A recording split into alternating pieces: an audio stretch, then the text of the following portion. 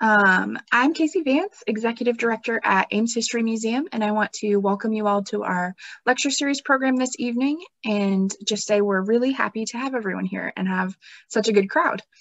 I'm going to go ahead and put a poll up on the screen, and if you would, please indicate how many people are watching with you today on your computer, and that'll help us get a more accurate count of attendees. So thanks for participating in that.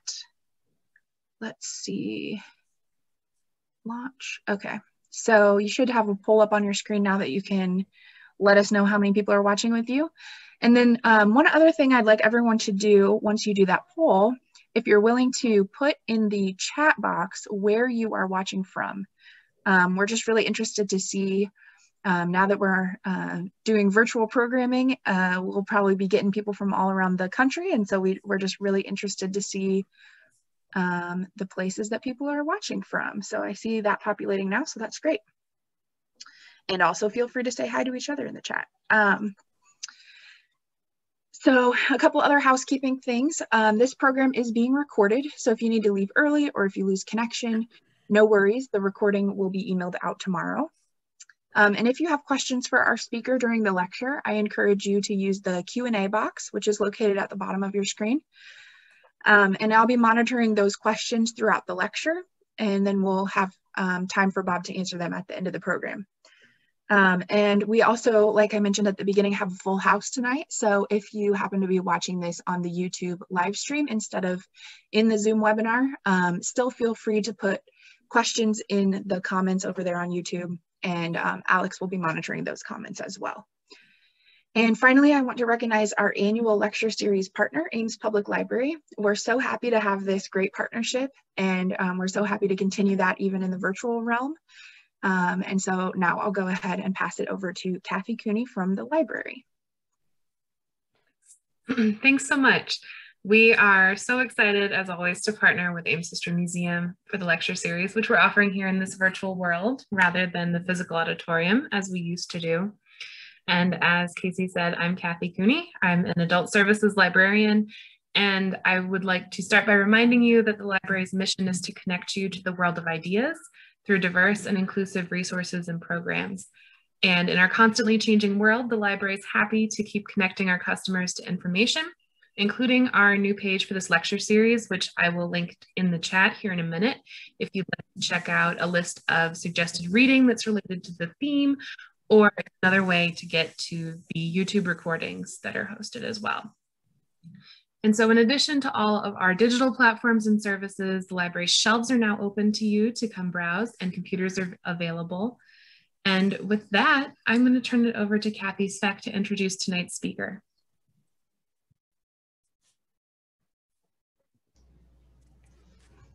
I'm very pleased to have Bob Bourne back with us for the lecture series. Bob has been a speaker with our series before, but it's been a few years. So we're really, really pleased to have him back. Bob is an enthusiastic student of railroad and bus history and has been studying these subjects since first grade, when he watched the trains go by his school instead of paying attention to his teachers. He has made presentations for the lecture series at the James A. Thompson Museum at the Boone and Scenic Valley Railway, Ames History Museum, and several churches and service organizations. He is currently self-employed as a transit consultant specializing in assistance to small, urban, rural, university, and tribal transit systems. He was the manager at SciRide from 1981 to 2006. And now, Bob, finally, take it away. Okay, thank you, Kathy. And I sure hope that the screen is correct. I've been having problems today with the software, so there's a gremlin there, but it looks pretty good now. So of course I want to thank Ames History Museum and the library, but I also want to thank Mike Wendell over in Boone at the museum over there, and Stuart Buck, who've done a lot of work on Streamliners. We have a program every 2 years, or a display every 2 years over in Boone, and it was the Streamliners through Iowa, and that's what this is based on. Right now it's the Electric Railways of Iowa, and that'll be this summer and next summer. And then Stu Buck has a program with Ollie about Streamliners, and started as 2 sessions, 3 hours. He couldn't get it done. He's now got it out to 4 sessions, 6 hours. and still can't get it done. So there's a lot to talk about. So tonight's going to be kind of a light overview on streamliners. And I notice in the participants, we've got people from Maryland and Massachusetts, Wisconsin, Texas, Illinois, California, Minnesota. So including some of my friends from graduate school, who I have to use my 93% standard, which means I can answer 93% of the questions. That was always my standard for school. I never aimed for 100%. So it was too much work. So we're going to talk about streamliners, and the era we're going to focus on is 1934 to about 1954, roughly. And these were passenger trains across Iowa. And I have to remember, a lot of people have never been on a passenger train, so I almost have to explain that now. So we're going to look at the routes, the east-west routes through Iowa. And most of these lines still exist. The southern route was the Burlington, Chicago, Burlington, and Quincy, Omaha, Ottumwa, Burlington, and then into Chicago. The Rock Island, Chicago, Rock Island, and Pacific was Chicago, Joliet, Iowa City, Des Moines. And then we had two routes here in Story County. One was the Milwaukee Road. It went through Slater, and the high trestle bridge down there in Madrid is the remnants of it. And then the bike path there through Slater is the leftover of the Milwaukee Road. And of course, the Union Pacific is the original originally was a Chicago and Northwestern. We also had the Illinois Central that had streamliners, and that's another route from Omaha to Chicago. And then the Great Western, the Chicago Great Western, is pretty much gone, but that was another route through Iowa with passenger trains. So we're going to talk a little bit about streamlining and give you the concept of streamlining. We're going to talk a little bit about the design, and then we're going to look at a little more depth on the routes that the trains ran on, riding them, and a little bit about workers, and then close with some shots from Ames. So streamlining, it's ease of movement. And if you look at cars from the 1910s, early 1920s, they were kind of boxy. The railroads cars were kind of boxy. The locomotives were boxy. And airplanes were the biplane with the two wings. And by the 1920s, it was obviously that speed was important. Highways were being built, trains were running faster, airplanes were developing in the 1930s for passenger. The military planes of the 1920s were streamlined. So there was a whole change in design of a lot of everything, not just transportation. So the characteristics had round edges, they were smooth, there were glass dividers, more glass, more chrome, and different paint colors. And part of that was technological because we were developing the technology to have fluted siding, to have aluminum sides on railroad cars, lighter weight. Material science was developing. Paint was developing. The range of colors was expanding. So there was a huge technological development of different aspects that go into design and construction in the 1920s and the early 1930s. So we're going to talk a little bit about trains, of course, but it was cars, it was buses, Airstream Campers, and bicycles, as well as other consumer items. So this is a streamlined train. There weren't too many of these made, but the design on it is, you can see the air could flow up and flow off to the side and over the roof, and there's no rivets or any of that kind of stuff that affect your airflow. And that was the design of the 1930s. Automobiles, you know, if you look at pictures from the 1920s, there's a lot of Model Ts and Model As and other cars that were very boxy. By the 1930s, we were getting into more of a design of the automobile, and the streamlining concept applied to that. And I don't even know what year this car is, but it's a nifty picture. And then there were buses. This is a small bus. There were larger buses that had this design. There were even buses that had overnight accommodations on them, sleeper buses that look somewhat like this. And then we have the Airstream Campers. Those of you who have been around Ames for a while, you know, remember the Wally Byam camper conventions. They were at Iowa State Center every couple years. So the Airstream Camper, this was probably the first portable camper that people would take and go to national parks or wherever they were going. And then there's bicycles. Here's the famous Schwinn bicycle. Some of the older people on this presentation may remember that from their youth. But there were a lot of other objects that were streamlined. So we had clocks. The elements were the corrugation or the fins or I'm not sure what you would call that, but it was a certain appearance on the clock. You saw the same thing on radios, telephones. Now, those of you who have grandchildren and you see this slide, you're going to have to explain to your grandchildren what a telephone is. It was something that was on a desk and had a wire connected to it, and you would pick it up and spin the little dial here, and you could end up talking to people. A lot of young people, children, have no idea what this is, because when was the last time you saw a telephone in a house? You know, it's been a while. So that's one of your tasks, grandparents, is to explain that. Furniture, I was in a retro restaurant in Chicago a couple of years ago, and they had this kind of furniture in there, but that was part of the streamlined design. And even vacuum cleaners and sewing machines, pencil sharpeners. Here's another thing you're going to have to explain to children what a pencil is. Not sure people know what that is. It was something with a wooden thing that had lead inside, and you could make marks with it.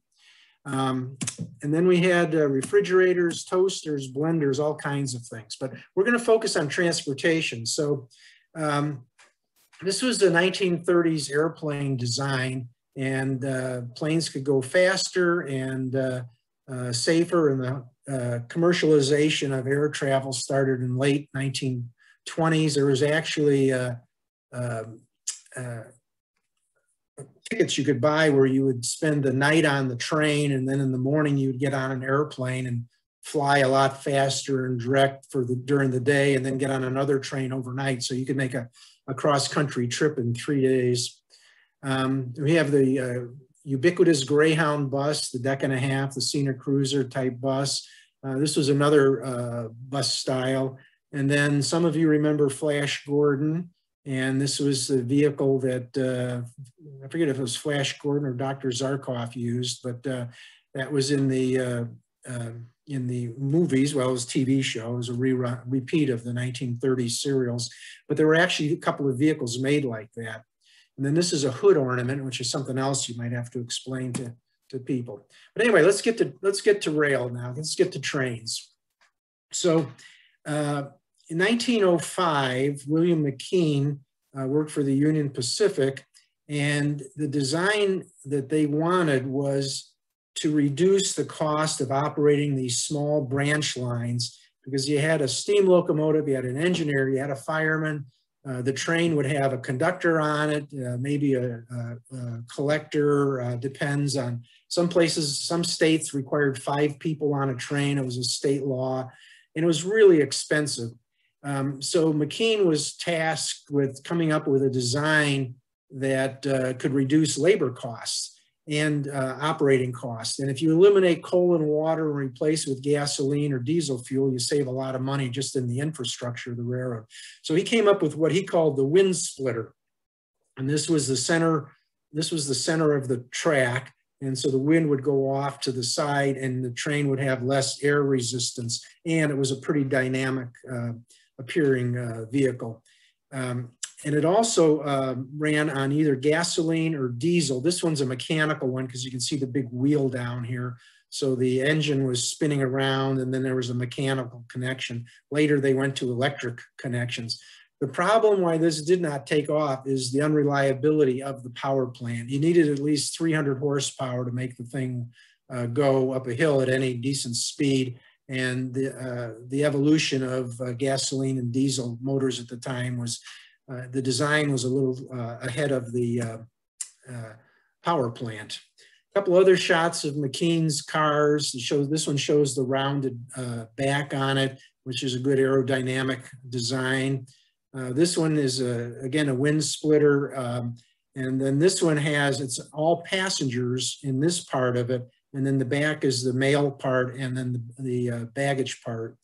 And some of them, this one here had the motor compartment and then it had a mail section here. So the post office bought sections of cars, railroad cars, in 15-foot, or leased them in 15-foot sections.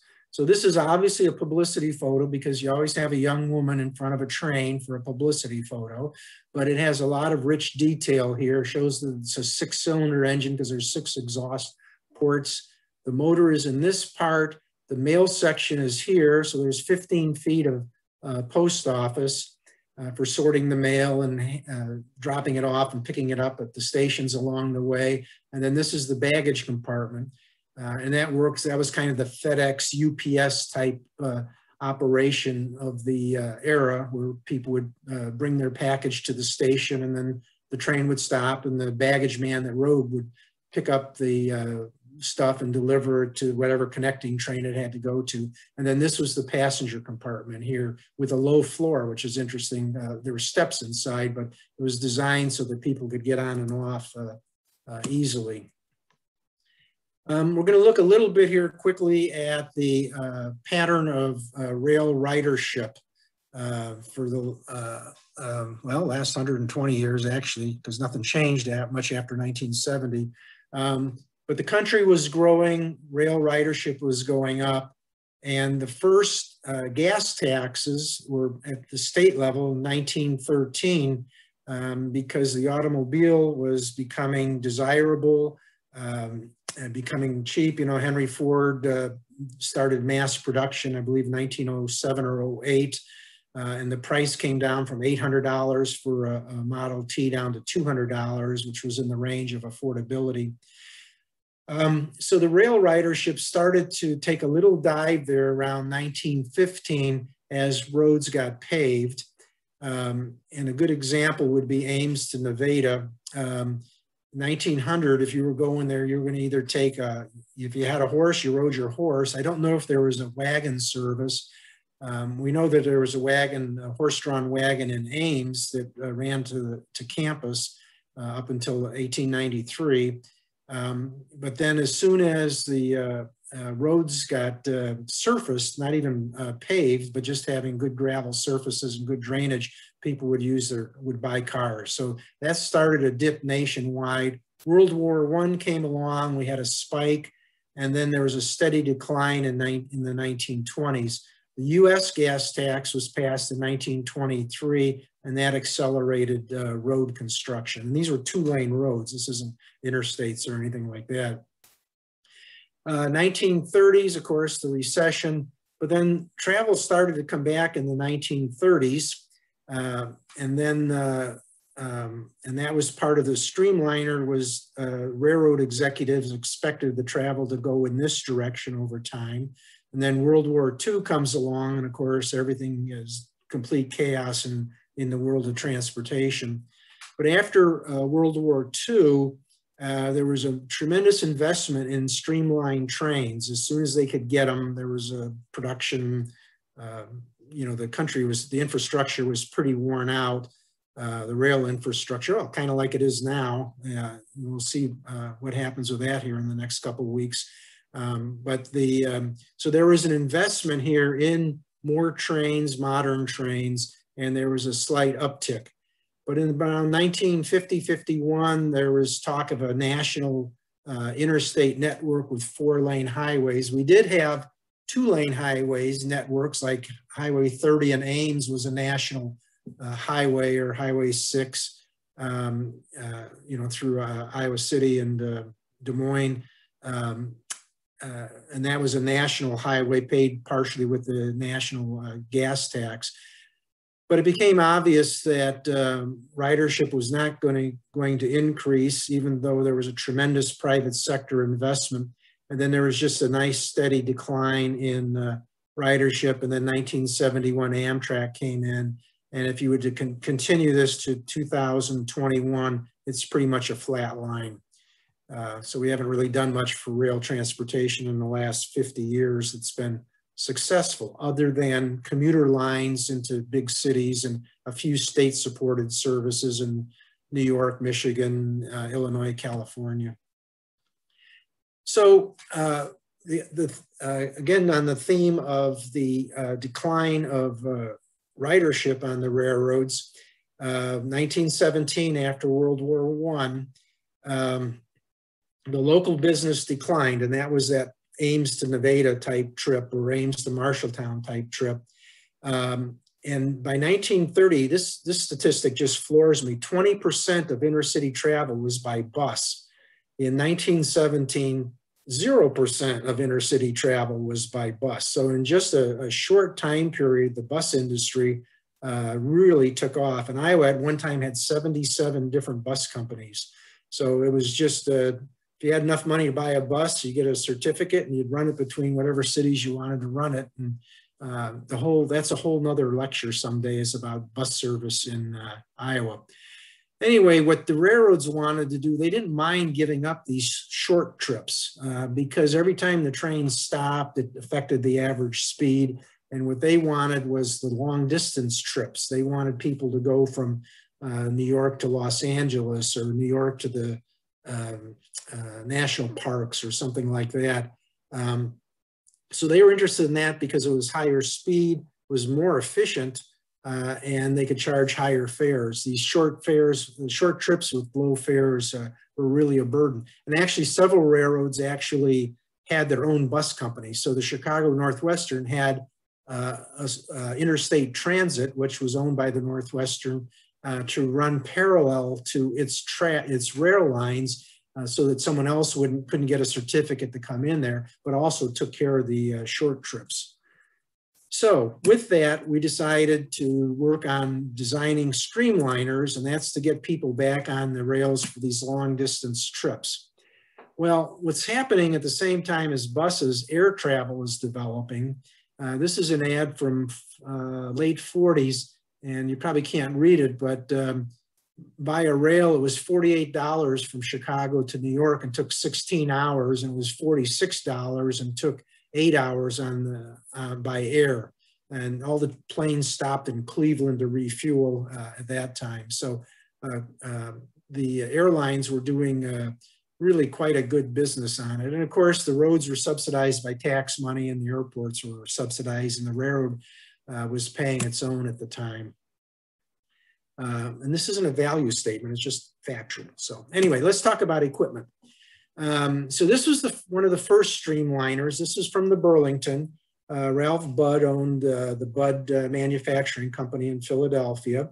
This is aluminum. It has fluted siding on it, a beautiful streamline design. So you can just imagine the air flowing over that.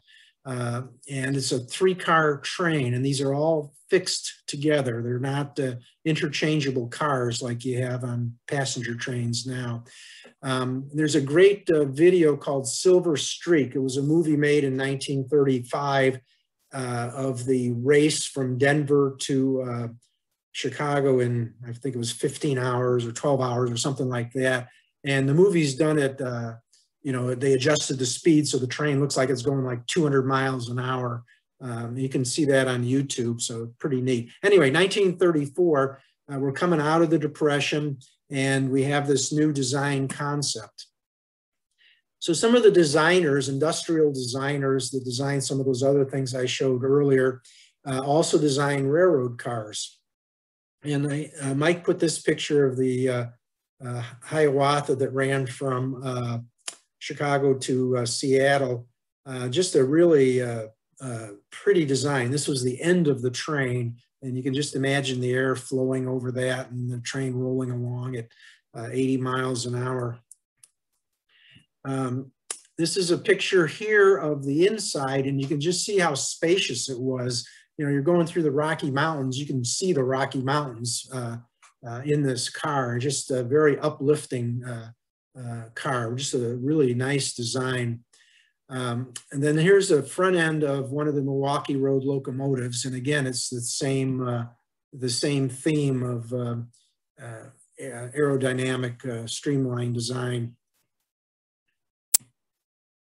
Otto Kuehler, he was the most prolific designer, and he worked with railroads that weren't, let's say, very in the aggressive passenger market, like the New York Central and Pennsylvania and Milwaukee and Northwestern, Union Pacific.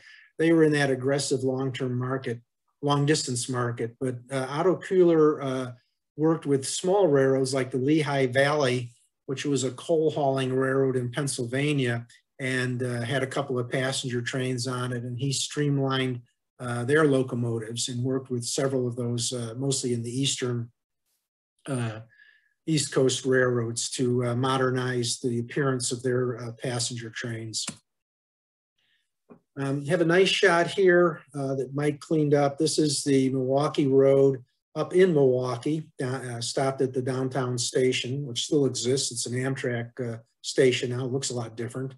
But what is nice about this is you can see the, this is a paint. This isn't a design. This isn't a fluted siding or anything, but the fluted siding is back here. And the Milwaukee Road actually had this fluted siding on all of their passenger cars.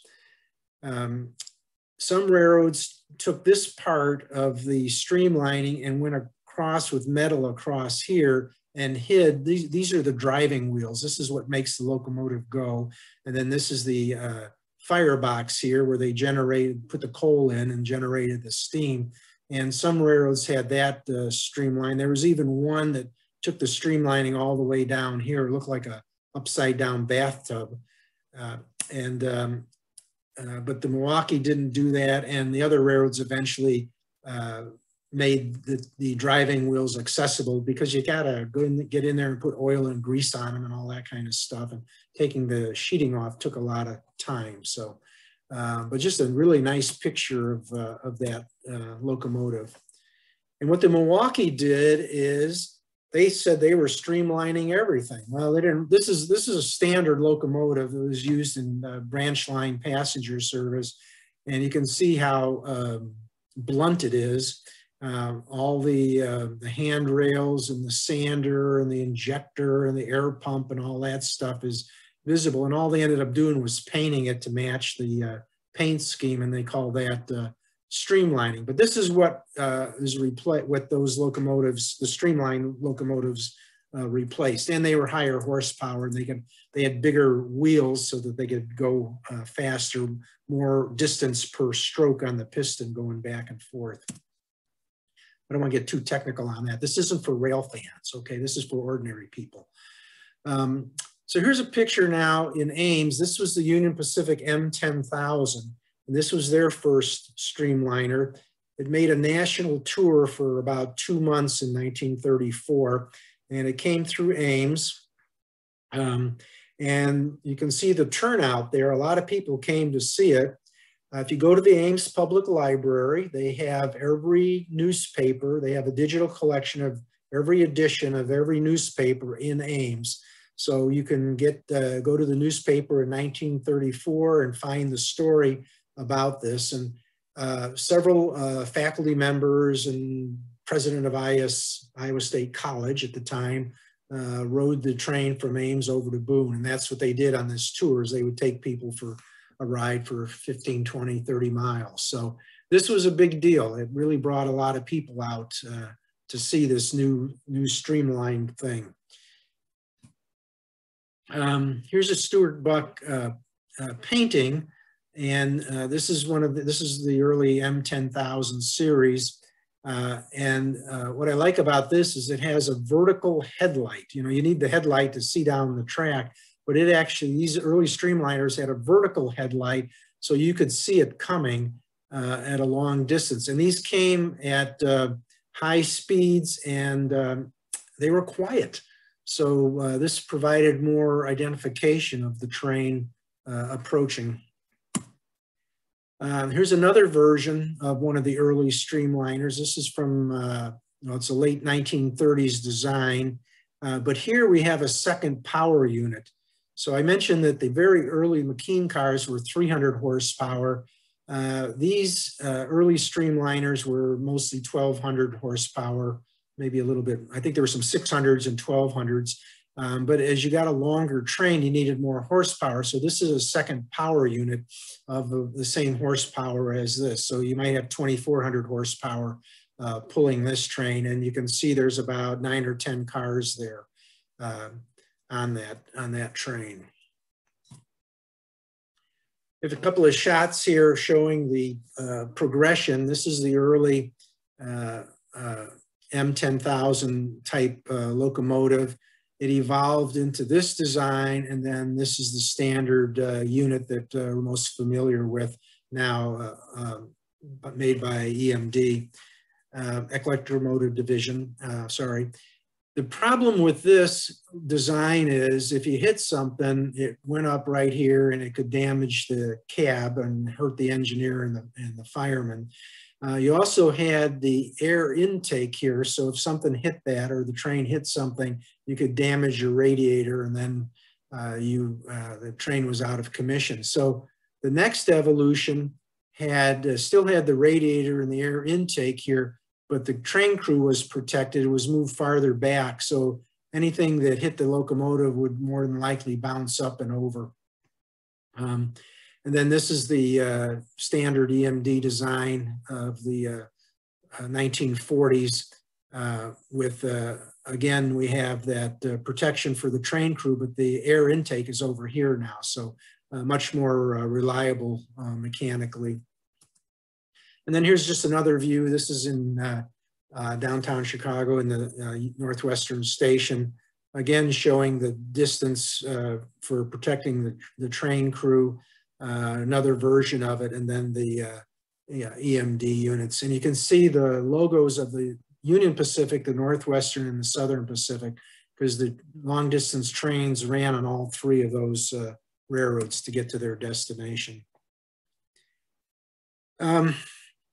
So this, again, we have the EMD locomotives, but there were also steam streamliners on the Northwestern, and they were painted green. There were 10 of them. They ran from Chicago to Omaha. They didn't go out west. And they were a powerful locomotive and designed to get the trains across Illinois and Iowa. Very pretty, pretty design on those locomotives. So here's the consist. You know, if you travel in Europe, you see this in every station. They'll show you how many cars are going to be in the train and what your car number is, so you can stand right in the proper place. Well, we don't do that in the U.S., but this kind of shows the difference in the train. So here's the original M10,000, the city of Salina. After it went into service, it ran back and forth from Salina, Kansas to Kansas City, 176 miles each way, round trip every day. You had your power unit here, and then you had your passenger units. The problem with this is one long train is if there was something wrong on a wheel set back here, the whole train was out of commission and had to be replaced by usually a steam-powered conventional train. That evolved into the 2 diesels, as I showed on a previous slide. And then the city of Portland was an 11-car train, and these are all interchangeable cars. So if there was a problem with one car, it could get switched out and replaced by another car. City of Denver was 14 cars, and then City of Los Angeles and San Francisco were 17 cars. 17 cars was the maximum length of a train that could fit into the station in Chicago or out on the West Coast. That's why it was 17 cars. Now, if more people showed up than could fit in 17 cars, they would run what's called a second section, which would be another train up to 17 cars, depending on how many people had bought tickets. And then that would run 10 or 15 minutes behind the first section.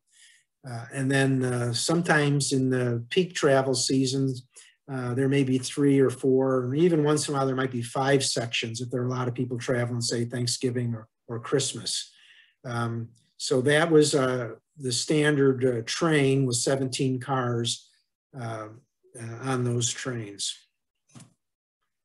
Nice shot coming out of Chicago. This is a city of something because over here they would say city of Portland or city of Los Angeles or whatever the train was on it. This has the power up front here, and then just a nice long train here. And you can see the color, and it just really is pretty. Here's the Merchandise Mart, Tribune Tower, and these elevators were still there until a couple of years ago. This is all housing now. This whole area has been knocked down and redeveloped for housing right near the train station. And then our interurbans.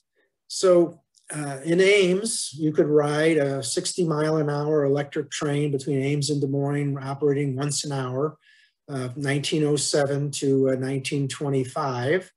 Don't have that, and that's not going to come back. This is Iowa City, and they had streamlined cars, and they ran to Cedar Rapids and then up to Waterloo with electric trains. And this was ran until 1953. And this was a sort of a streamlined design. This is a used railroad car from the Indiana Railroad. And then they also bought some used cars from the Cincinnati and Lake Erie when those companies went out of business, and then continued to run them until 1953. But it's the same design principles, the curved front and a nice elegant design on them. So you did have high-speed trains from Cedar Rapids to Iowa City. And there have been several studies to revive that. Now they have a bus service that was doing pretty good up until the pandemic hit, to do a kind of a precursor on that. And the freight portion of the railroad is abandoned, so the track is there. So it just takes money to make it happen. And you know, it's like when you go to a bar in Wisconsin, you know, free beer tomorrow. Well, there'll be a high-speed train tomorrow. So the same principle. I don't know how long it's going to take before that happens. Anyway, this is a race between an airplane and a Cincinnati and Lake Erie electric high-speed train. They're both going 80 miles an hour. This is 1931, I believe, 32. And of course, the train is actually faster because it would deliver you to the downtown. And that's back when all the business activity in a community was in the downtown area. And then, of course, the airplane would take you out to an airport, and then you had to get downtown. So total travel time was much faster by train at that time. So let's take a few minutes and look at the streamline routes, the passenger trains after World War II, late 1940s. By this time, we had the equipment had been purchased, it had been ordered in 44, 45 and delivered. So we have that same southern route, the Zephyr, the Burlington Zephyrs here, Chicago, Omaha, and then out to Denver, out to the West Coast. We had the Rocky Mountain Rockets. This is the Rock Island Railroad. Rock Island, there's branding with everything, Rock Island Rockets. So this was the train to Denver. And then their Golden State was the train to Los Angeles, and that went on a slightly different route through southern Iowa and then down to Kansas City. The Hiawathas ran the Milwaukee ended at at Omaha, and then Chicago back and forth. And then the city trains, Portland, city of San Francisco, Los Angeles, ran on the Chicago Northwestern here through Ames and Boone. And then the Land of Corn was the Illinois Central's version. The Illinois Central had an extensive north-south network from Chicago down to New Orleans. But the Land of Corn was their western line, and that was from Waterloo, Dubuque into Chicago. And then we had two north-south streamliners. The Twin Star Rocket went from the Twin Cities down to Kansas City. That was on the Rock Island, the Rocket brand. And then the one that I find interesting is the Zephyr Rocket. And that ran on the Rock Island from the Twin Cities down to Burlington. And then it hopped on the Burlington route down to St. Louis. So it was a St. Louis Twin Cities route. These railroads are competing against each other for that east-west Denver traffic. But then when cooperation will help them make a few dollars, then they cooperate. So that was part of the railroad philosophy. And then we just have a little touch of the Santa Fe here in Fort Madison. It just touched Iowa slightly. So That was essentially the long distance passenger network within Iowa. A couple of pictures here of rockets. This is in Des Moines, 1966. We have the east-west, the Corn Belt rocket was Omaha to Chicago, and then the Twin Star rocket was Kansas City to the Twin Cities. So if you got on in Western Iowa somewhere, you would board the Corn Belt rocket, and then if you were going north, then you would change trains here in Des Moines. And similarly, if you were coming up from Southern Iowa and wanted to go to Chicago, then you would transfer to the Corn Belt rocket, and that would get you into Chicago. So things deteriorated. This is kind of a nifty slide. The rail fans will understand this locomotive, but I'm not going to bore the other people with it. But this is 1966, and my high school was on the main line of the Rock Islands. So I was fortunate, the way the school was situated, almost every room except for the chemistry lab, you could watch the trains go by. So that was my high school career, watching the Rock Island and seeing the actual deterioration in the time that I was in high school. By 1967, this was a typical train with a boxcar in it, a couple of piggyback cars, what we call head-end cars, and then the passenger cars were in the back. These were pretty long trains, and they ran on a fairly good schedule. And it was interesting, by 1967, when I graduated, there was a lot of late trains, because of course we would keep track of that. So here's another city trains picture. This is from Stuart Buck. This is between Ames and Marshalltown, and the classic Iowa scenery. It has a green flag on the train, which means it has a second section. So if you're some guy working on the track and this train comes by and it's on schedule, and you see the green flags, you know not to get back on that track until the next section comes. And then if that had a green flag, then there's another section after that. A real nice picture here. Now, what would have happened if the railroads had not given up on passenger service and actually had made it a profit, kind of like, or had been subsidized on a different way than Amtrak, kind of like they do it in England? The Metra in Chicago that runs the commuter trains has heritage units. They have a Rock Island and a Milwaukee, and this is their Northwestern heritage unit. They just unveiled this in 2020. And this is what they envision what the Northwestern would have looked like had they, this is a modern locomotive, how they would have painted it. And then this is actually an old Northwestern car. They posed the picture. And here on the left, it's actually running a train on the West Line out of downtown. So had things evolved differently, that's probably what our Northwestern trains would look like today. Land of Corn, I had to put this picture in here. This is by my grade school, and I just really love the paint scheme on this, the chocolate brown and the orange and the yellow stripe on the Illinois Central. This is at 183rd Street, and you know, our mothers always told us don't get hit by a car, so we would walk across the railroad tracks because we felt it was safer than walking in an underpass, even though it's like Stang Road where the sidewalk is higher than the car. It was safe, but any excuse to run across the tracks.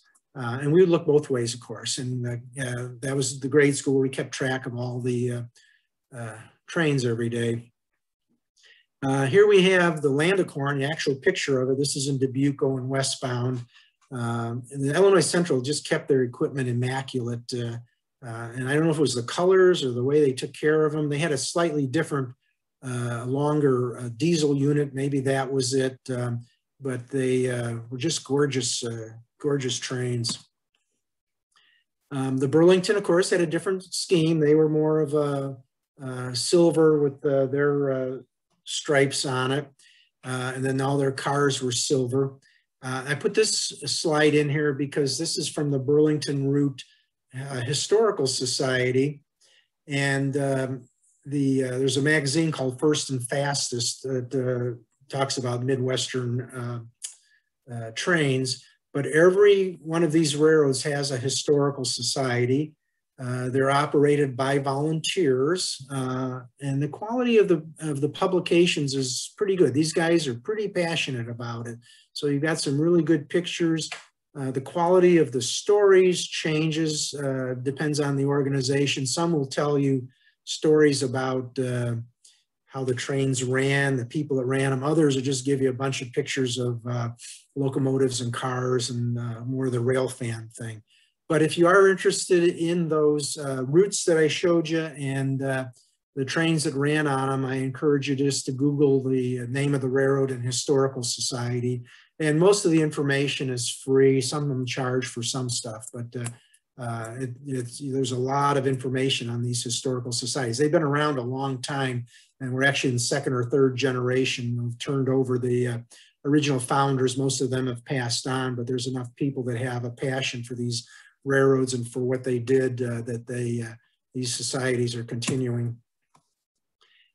Picture of the Milwaukee, just to show you again a different paint scheme, similar to the steam locomotive colors that I showed you earlier. This is taken somewhere in the Midwest.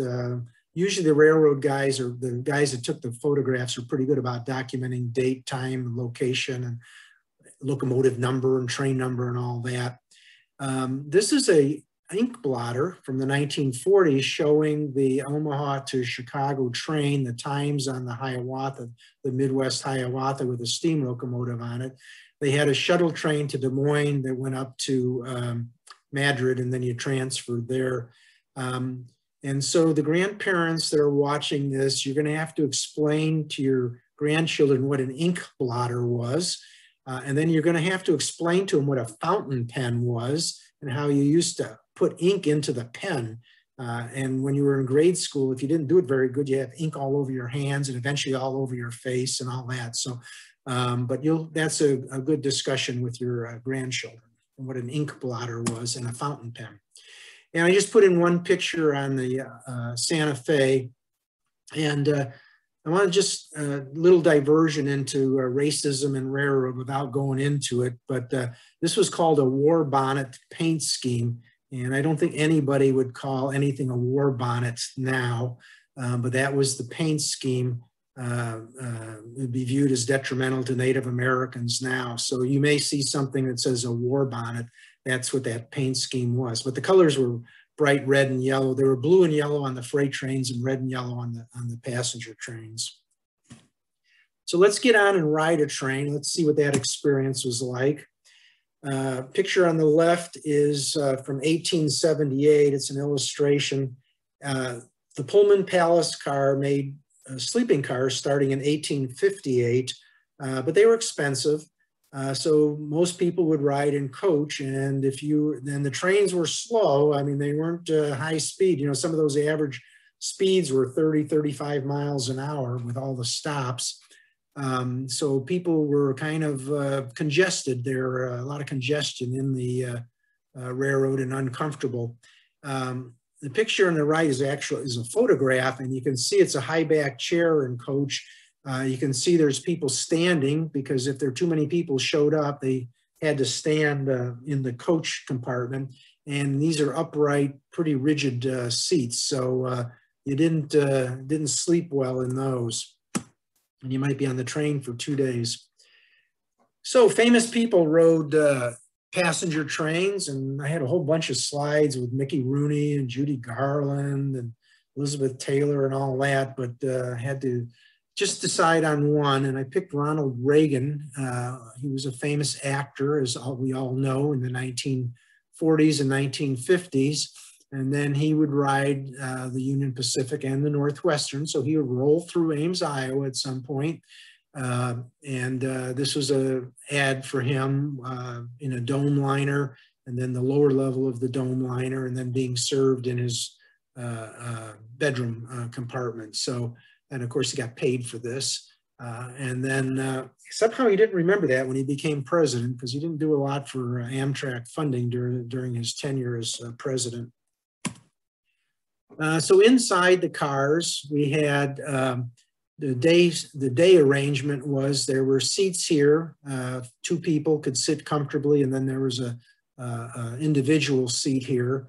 And then the bed came out of the ceiling, and then the bottom of the came out of the cushion here. So two people, there was an upper and a lower, and of course you had the little strap here so you didn't fall out of bed at night as you were rolling along. So this is mom with two of her kids there. And this shows what you could do. You could buy two compartments, so mom and dad could sleep on one side and two kids could sleep on the other side. And this was a wall here, so if it wasn't four people, if it was just two people, then they sold it to people who didn't know each other. And then this type of arrangement had a toilet in the very small toilet in the car, and then a fold down sink. And that was a premium car, but it was private steel wall on the other side and a door, so you had a lot of privacy. The other parts of the car, other train cars, this is a, you would sit here during the day and there were two people here. So you may be with some stranger sitting across from you. And then when it was time to go to bed, this upper would pop down and then the lower bed would be here. So you'd be sleeping on top, and you didn't know the person. If you didn't get acquainted with them on the ride during the day, they were sleeping underneath, and then there were some curtains that came across here. Not a lot of privacy, and I don't think that would sell well nowadays. And then they had a bathroom at the end, a men's and a women's bathroom, two toilets, a couple of sinks, and some mirrors. So now we go into the food service and into the club cars. This is a typical car. You had this kind of seating here where you could sit across from each other. The ubiquitous ashtray was here. There were ashtrays all through these. Because if you remember, if you look at your 1930s magazines, that smoking was good for you. It was healthy. It improved blood circulation and all these other incredible ads that they had. So this car was full of smoke, and I can remember riding some of these when I was a kid, and it was really pretty horrendous, the smoking that was going on. And then this was a food service area. This would be for lunch or breakfast, would be the food service there. This is another version. This is tied into, again, a color scheme. We can see the smoking area. And then this was the bar attendant would be here, and you would get your drinks, or he would serve you, come out and get your drink order. Publicity photo here with moms with kids and people in that type of car, standard publicity at the time. And then this is a bar car at the end, on the other side of that, another version that I had just shown you earlier. And this is where businessmen and single people would gather and sit around and talk, play cards, do all that kind of stuff at night. And we had the bar attendant there. And you know, you could drink a lot on the train because you weren't driving home. So I don't know the hours that they worked. That wasn't in my purview at that time. So another slide from Mike with some great pictures. Upper left is the breakfast lunch portion of the car. Lower left here is the dinner part of the car. And this gentleman here was the car steward, and he would seat you and he would give you the menu, take your order, and then collect the money. And then we had our wait staff here that would bring the food to you. You could also have food in the coach compartment. You would either bring it or an attendant would bring it to you. This slide is kind of important. This shows how people could relax. This is a chair car, and you could kick back, and they had foot risers there to rest your feet on. If you were going to be on this for a long time, you could relax. In the evening, they'd turn the lights down, they'd bring you a blanket, and then you could sleep there in the coach. Much different spacing than an airline. You know, I don't know what airlines are now. I think it's what, 12 inches between seats or something like that. But you can see that you could be very comfortable here and recline, and you're not going to be bumping the person behind you. This is a neat slide of a dome liner. They weren't common, but they did exist. The upper level is the elegant dining here. The lower level is breakfast and lunch. And then the crew here, this was the kitchen part, and then they had a little elevator to bring the food up and stuff. And then they had private compartments. They had 2 private compartments. So if you were on a business trip and you wanted to negotiate some big deal or entertain clients, you had a private compartment here for private dining. So very interesting car, multi-purpose car. Now this car, this is a picture of a dome car, not a dome liner like I just showed you. This is where you could just sit and watch the scenery go by. The club portion down here where the food service or the bar was down here. And then the upper section was first come, first serve. So you could get up there and watch the scenery go by. A lot of people did that, and you could socialize and whatever. So now we're going to, oh dear me, we're going to get into railroad workers. I don't know who took so long on this, why these slides aren't moving faster, but so real quick, this is a typical, again, if you want to put a racial eye on this thing, the train crew, the operating crew was white, the conductor and the ticket people were all white, and then the cooks and the wait staff and that was all black. Rarely did you see Asian, Native American, or Hispanic people working the train service. They tended to work on track or sometimes in maintenance of equipment.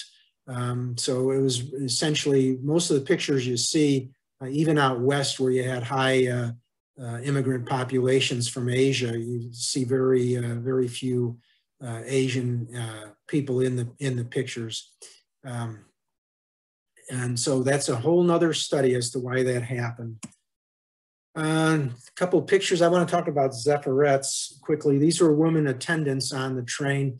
So if you were a businessman and you wanted to dictate a letter or something, there is essentially a secretary on the car, and she would take your dictation, type up the letter, put it in an envelope, and if it was going in the direction that you were going, she would put it in the mail section. If it was going in the opposite direction or a different direction, she would set it off at the next stop, and then it would get delivered to wherever you were sending that letter. They also had radio telephone on some of the cars, and so you could make a telephone call via radio, and this woman would assist you in making that call. So some of that technology of the era. So when the airlines got serious about passengers, this is late 1920s, they had a RN, a registered nurse stewardess on each plane because people weren't used to flying and there was all kinds of motion sickness issues and that. And so the nurse would take care of you. The Union Pacific picked up on that idea, and they had registered nurses as their stewardesses on their trains. So they assisted people that became sick. I mean, if you were on a train for 40 hours from Des Moines to San Francisco, as an example, a lot of things could happen, and you just didn't want to put people off for sniffles. Kind of like on a cruise ship, you know, they have a place to put you if you get sick and things like that. So the registered nurse would help with the diagnosis and try and make the trip comfortable. Nice picture here of Betty Burns. She was a native of Boone, and she worked on the Northwestern. That's part of our collection we have over there in Boone. And we're always looking, if you have relatives and pictures of people that worked on the railroad, we're always interested in them over there with a little story about them. And here's just one of the nurses, stewardesses attending to a mother with a baby, because the babies, if they didn't like the train, you had it for a lot of hours of crying and things that babies do. That lasted up to World War II, and then the nurses were needed for much more important duties than riding a train. So there was no nurses on the trains after that. But they picked up the stewardess concept back in 1947 as trains were added. And but they didn't have to be a nurse after that. Now I got a couple of really nice pictures from Stuart Buck. This is a woman at work, an ad by the Union Pacific. Here's a woman in a boiler. This is she's switching cars, operating a drill press, working track, cleaning, and loading box cars. And of course, this woman is throwing a switch, and she's got a flag in her hand. So women did a lot of work there at the end or during World War II for the railroad. And this picture is just a classic. Here's two young women, I would guess in their 20s. Obviously, towards the end of the day, this woman has goggles, so she either does welding or cutting or some kind of mechanical thing. And you can see she's relatively dirty, and they're just sitting on a side rod on a locomotive, taking a break. And you just got to love that pose with their arms folded and talking to each other. And just a beautiful picture of people at work. And then there was this kind of work. This was dirty work. This was taken in, I believe, Clinton. And they had to steam clean the sides of the steam locomotives, because if the mechanical parts, they were greased or oiled, but if they started rubbing, it was a visual inspection. And so we had to clean the locomotives periodically to make sure that all these mechanical things that spin in circles and go back and forth were working correctly. So another picture that Stu Buck cleaned up. This is just women eating their meal during their break. Just shows what life was like there in World War II. A couple of quick pictures. We'll finish with Ames. Of course, we have the M10,000 here. As I said, go to the Ames Public Library, and the Farwell Brown collection has a lot of transportation pictures, and then of course the archives, which are online, so or the newspaper, so you can sit at home and study Ames history that way. This is just a picture, a snapshot of the trains that came through Ames.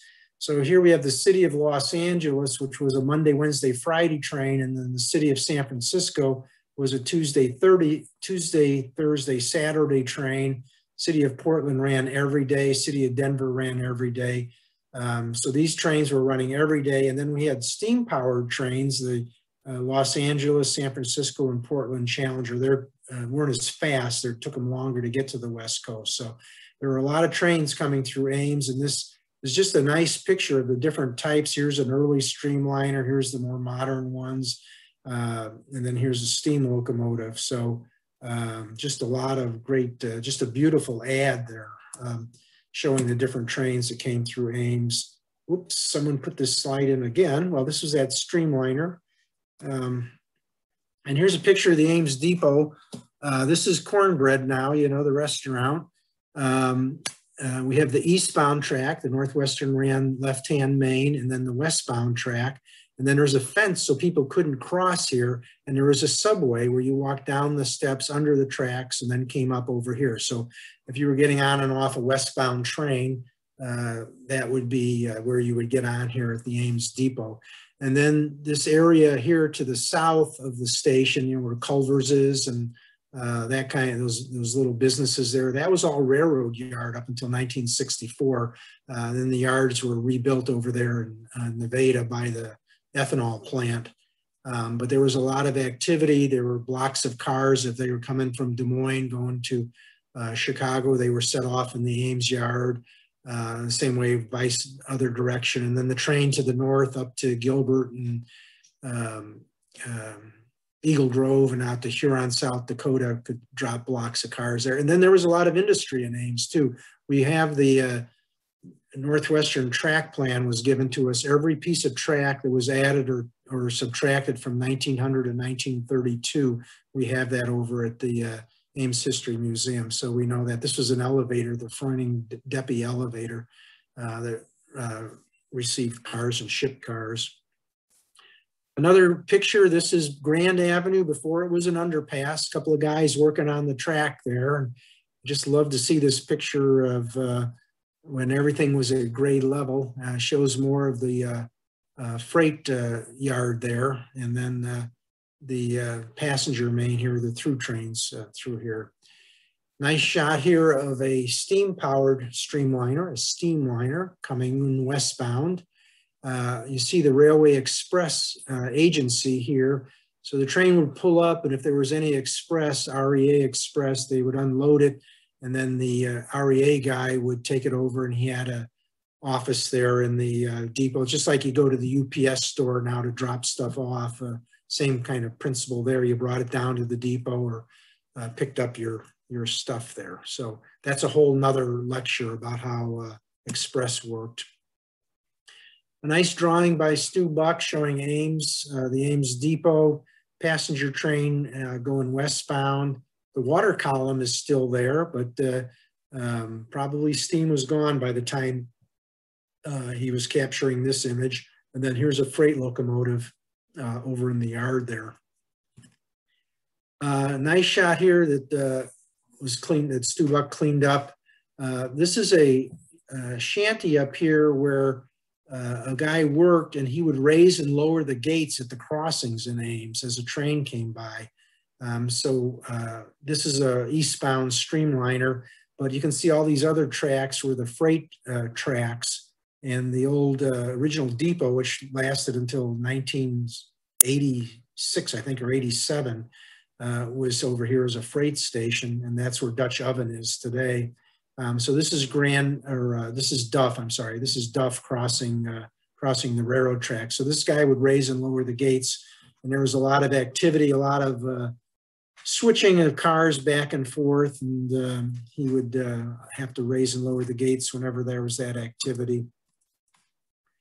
Another shot of Ames here. This is westbound. You can see the signals, and then these are what we called head end cars.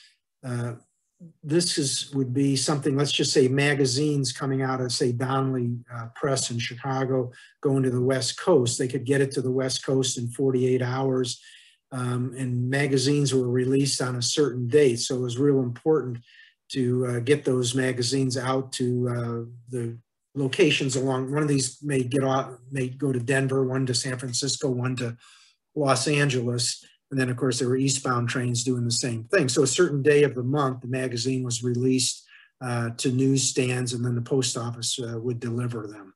So those were head-end cars common on these streamlined trains, and they were very reliable, so they knew that they could deliver the goods on the day. As the end, oh dear me, okay, as the end had occurred, that one shot I showed you of all the people working on the train. This is Boone. Basically, the guy is fueling the locomotives and cleaning the windshield. That's all he's gonna do, and it'll be on its way. Schedules, real quick. So you could leave Ames at 5:13 in the morning and get to Chicago at 10:40, 5.5 hours. There was a 6:47, would get you there at a little after noon. Then we had the 12:20 train, which was much slower, didn't get you there till 8:50, made a lot more stops. As you can see, it stopped in Nevada and a lot of these other, a flag stop in State Center if you wanted it. So there were a lot of those stops, so that's why it took a lot longer. And then the overnight trains, which you could get a sleeper on. At one time, Ames had a sleeping car that originated in Ames, and you could get on it at, I think, 7 o'clock at night, and the train would come by at 11:45 and couple on and get you down to Chicago either 7:30, 8:30, or 9. So that was a 1944 schedule. Now, in 1955, the Streamliners disappeared from the Northwestern, and they went to the Milwaukee Road. The Northwestern, Ben Heineman was the new president, and he realized that all these streamlined passenger trains going in both directions chewed up a lot of track times, because you had to have the track cleared roughly a half hour before the train was due, so the freight trains had to get out of the way. And then the passenger trains could stay on schedule. And he wasn't a big fan of passenger trains because they didn't make much money then by 1954. And the handwriting was on the wall with the interstates that it was going to disappear. Well, the management of the Milwaukee Road wasn't quite as, didn't quite look into the future as much. And they wanted streamliners because they thought it would add to the prestige of the railroad. So the Northwestern was very happy to give the streamliners to the Milwaukee Road. And they didn't have a lot of freight traffic like the Northwestern did, so it didn't interfere as much. And the Union Pacific was happy with the arrangement because the trains would run much closer to schedule. So what happened in the long term, the Milwaukee went bankrupt and the Union Pacific, or the Northwestern, became part of the Union Pacific. So it was a good strategy by the Northwestern to get rid of those passenger trains. What the Northwestern did then after the passenger trains, they had 3 remaining streamliners. They had the Corn King and the Omaha. One was an overnight and one was a day train from Chicago to Omaha. And then they had an evening train that only went to Boone, the Kate Shelley 400. Last train in Ames was in 1960, April of 1960. And then that train was cut back, the Kate Shelley was cut back and ran from Clinton to Chicago up until Amtrak started in 1971. And with that, not too bad, a little bit long here, sorry about that. Some of us spend a lot of time on YouTube, buy the premium YouTube so you don't get the commercials, but just type in Streamliners of yesterday and you will get a long, long list of videos, mostly movies, converted to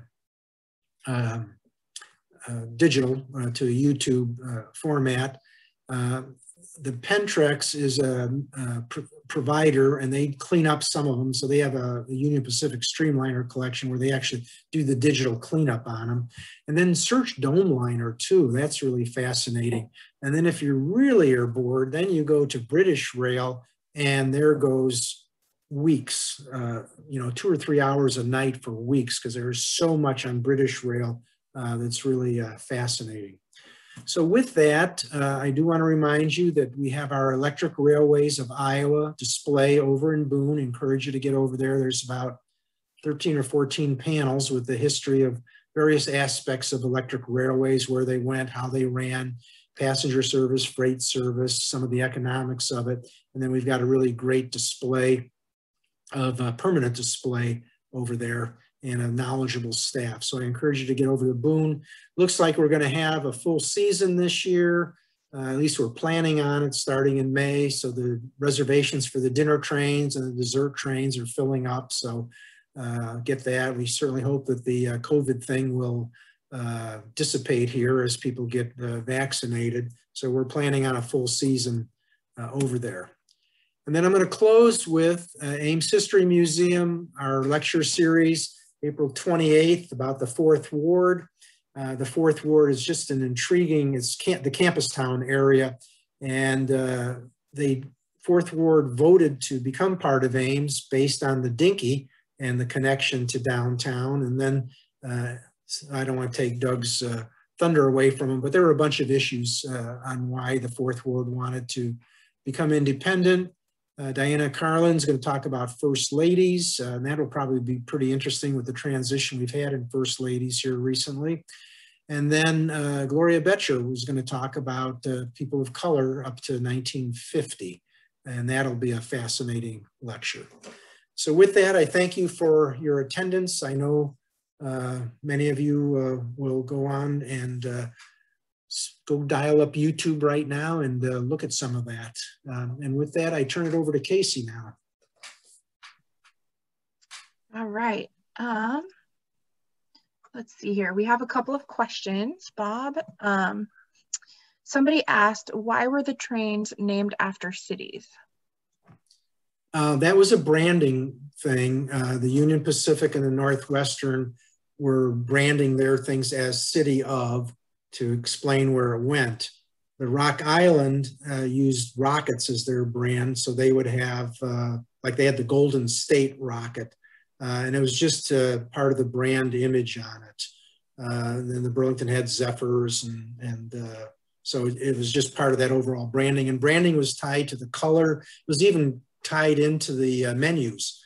And I can't remember now, one railroad focused a lot on seafood, other had beef and stuff like that. So it was really, an aggressive branding protocol. Another question is, how many trains go through Ames now every day? Well, if you've been caught by a train, you know they're about 20 miles long because of the distributed power and the ability to control. You see the locomotives in the middle of the trains now, so a lot of them are about 2 to 3 miles long. They're down to about roughly 50 to 60 a day. Before the distributed power came in about 10, 12 years ago, it was over 100 trains a day. So the number of trains is way down.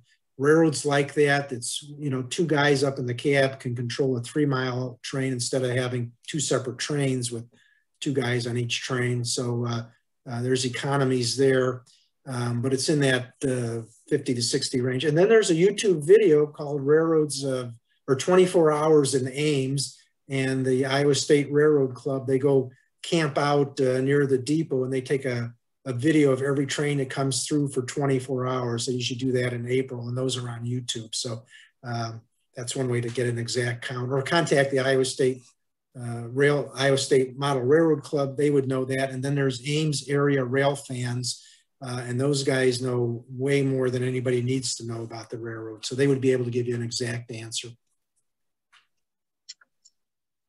Were there dedicated freight tracks versus passenger tracks? And if there were not, which one of those had priority?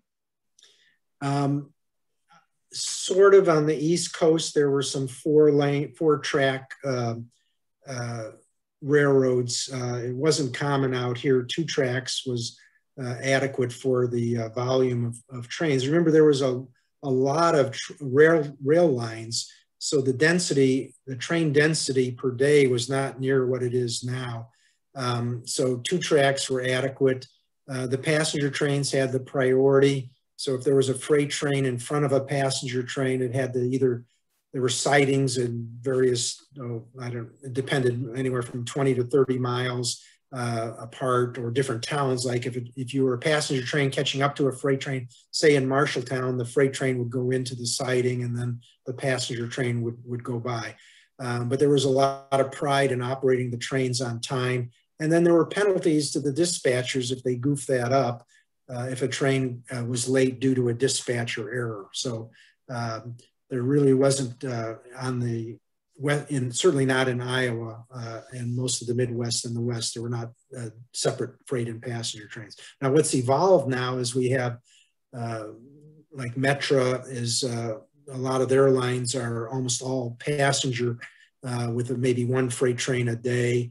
The state of Michigan has a dedicated line from Detroit almost to Chicago, and that's for passengers only, and there's 1 freight train a day. So that's evolving, but and same in California, but in this era, it was shared trackage.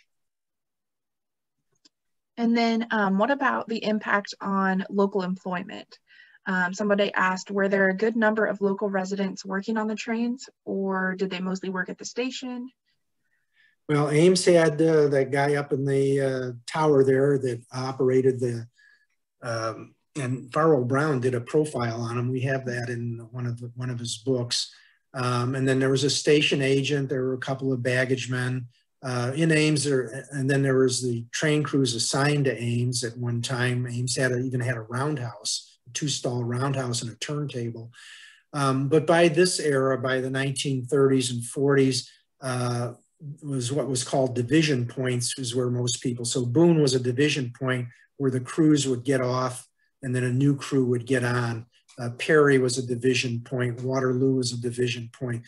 So those towns that had a lot of crew changing activity, they also had like Boone had a gigantic roundhouse for working on the equipment.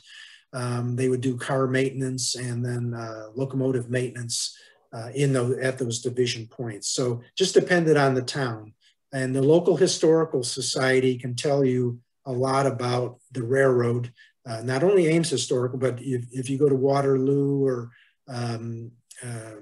even Dow's, the guy up there has a lot of information about the railroads. So, go to your local historical society and ask them some questions on that. How common were private cars on the passenger trains? Private cars in this era were the business cars of the railroad. So the president had his own car. Sometimes a division, you know, high level people may have had their own car, depending on the I should know this, but I don't, sorry about that. The Northwestern had several private cars. A railroad like the New York Central probably had 20 or 25 private cars. And if you were an executive and you wanted to go somewhere, you just hooked on your private car on the train and it took you where you wanted to go. Now, private cars owned by businessmen, that didn't exist until really the Amtrak era. And even that is, Amtrak is making it really difficult for that. But there are guys that own these old passenger cars, and you can charter them, and you know, they hook onto the back of an Amtrak train, and you can do that even now. But it's not common. I think one more question. As trains changed, for example, from steam to diesel, were the trains heavier or lighter? And if they were heavier, do you know if the tracks were just able to handle the extra weight that they weren't originally constructed for? Wow, that's a great topic, isn't it? We should probably that's about an hour to answer that question. The steam locomotives really beat the heck out of the track with the pounding, just the reciprocating motion. But they got heavier and heavier and more tractive effort, more horsepower. And the railroads wanted bigger, heavier steam locomotives. Instead of running 2 steam locomotives, they could run 1 steam locomotive, but then it was harder on the track. But the track wears out, so they would replace the track with heavier rail.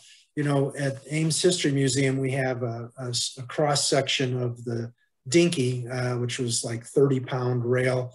And then we have a piece from the Fort Dodge line, which was 70-pound rail. When I say 70 pounds, I mean 70 pounds per yard. That's per 3-foot section. And then eventually you got up to 130-pound rail. And I think it's even higher than that now. But the train cars are heavier. It's the axle loading. The cars here that run through Ames, 286,000 pounds is the maximum load on that a car can have on 4 axles. So yeah, the track got better, the track got bigger, the roadbed got better, and the trains got bigger and they got longer. And then the power increased too. You know, those new diesels are 6,000 horsepower each, and there's 2 of them up front and usually 1 or 2 in the middle. So there's a lot of horsepower on that over time, and that evolution will probably continue. No telling what the limit is. All right, I think we're pretty much out of time for questions. But if anybody has additional questions, you can email them to the info@ameshistory.org email that's on your screen, and we'll get those to Bob. Thank you, Bob, for the great presentation tonight. And I'm gonna share my screen really quick. Yes. Do I have to stop share? No, I gotcha. Okay. So I just wanted to put up this slide from Ames Public Library showing some of those related reads that Kathy was talking about at the beginning. Please go to the amespubliclibrary.org/history lectures to see book lists related to these lecture series programs, and another link to the recording will be there. And then our next lecture series program will be April 28th at 7 p.m. And like Bob said, Doug Biggs will present Secessionitis in West Ames, the Fourth Ward Independence Movement. So that lecture will be on Zoom again, and you can find more information and registration links on our website, which is ameshistory.org. So thanks again, everybody, for attending, and thanks, Bob. And we hope to see you all at the museum, at the library, or online again soon. Take care, everyone.